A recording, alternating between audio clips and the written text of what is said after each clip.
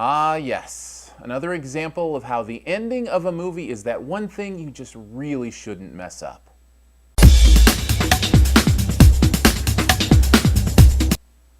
The movie is The Words, a film about a writer who writes about another writer who steals the work of yet another writer.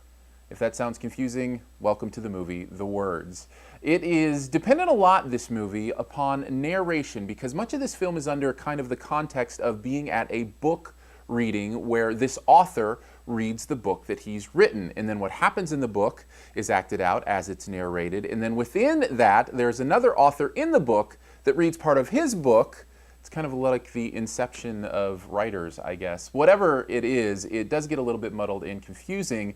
But overall is an interesting concept and one that I think plays into some interesting messages as well. The problem is it really is dependent on the narration of this film. And Dennis Quaid, who plays the main author, who we get to know, just isn't quite up to the task as narrator. And since so much of this film is basically him reading this book as the scenes unfold on the screen, it just becomes a little boring and a little staid. Now, I will say Jeremy Irons, who plays the writer within the book, is up to the task. His narration is beautiful, expressive, and well done, and his character in the movie is beautiful, expressive, and well done. He is by far the best part of this film. He puts in, I think, a great performance, and when he's narrating, all is well. Unfortunately, that's only about 10% of the narration that happens in this movie. It adds up to a movie that feels a little bit slow and a little bit plodding, and that makes for a tiring movie experience. In fact,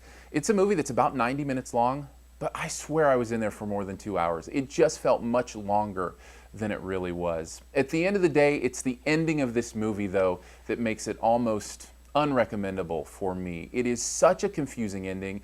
I think what it wants to do is it wants to be one of those endings where you get to kind of decide what the truth was and you know what might happen and what that might look like. The problem is they don't give you enough information to really make a decision on your own. So it wants you to figure it out but doesn't give you the pieces to do so. And it just ends up that you walk out of the movie theater confused. At least I did. Maybe you'll get it, and maybe I just wasn't smart enough to figure out what was going on. But if you're anything like me, confusion will be the main thing you leave with. And that, for me, is the reason I say, don't bother with The Words.